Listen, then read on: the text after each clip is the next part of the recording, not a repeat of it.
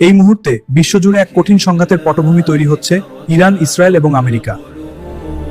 Iran, Israel, America এবং সমগ্র পৃথিবী সকলেই এক ভয়ঙ্কর সংঘাতের মধ্যে।